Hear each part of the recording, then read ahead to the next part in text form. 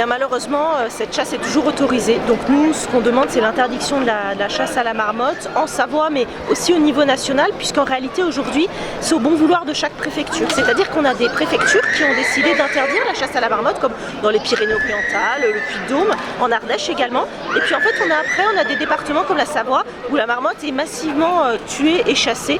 Donc nous, ce qu'on demande, c'est vraiment au gouvernement une loi pour interdire au niveau national cette pratique. On a constaté des hausses très importantes de cette chasse. Donc l'année dernière, il y a eu 523 marmottes qui ont été tuées, c'est 22% de plus que l'année précédente. Plus de 100, presque 100 animaux, donc 96 marmottes supplémentaires ont été tuées entre 2022 et 2023.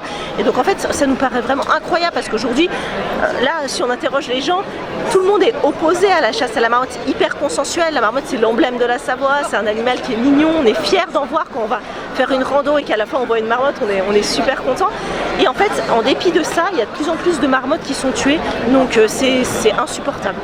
Donc aujourd'hui on a voulu faire aussi, donc on fait signer des pétitions évidemment qu'on peut aussi retrouver en ligne, mais on a voulu aussi faire une action un peu grand public, un peu sympa, et donc grâce au collectif La Mèze qui est basé à La Motte et à la Street Art Cat, et ben en fait on fait peindre une fresque participative sur la protection des marmottes. Donc chaque personne peut colorier sa petite case pour dire qu'il veut protéger les marmottes. D'avance, les chasseurs nous disent bah voilà, elles pullulent, il faut les réguler, mais aujourd'hui toutes les études scientifiques montrent qu'en fait elle est en déclin à cause du réchauffement climatique. C'est des animaux qui ont du mal à s'adapter parce qu'en fait l'herbe est plus sèche, donc elles mangent moins, elles sont moins grasses quand elles rentrent en hibernation, donc il y a un taux de survie des juvéniles qui est plus faible.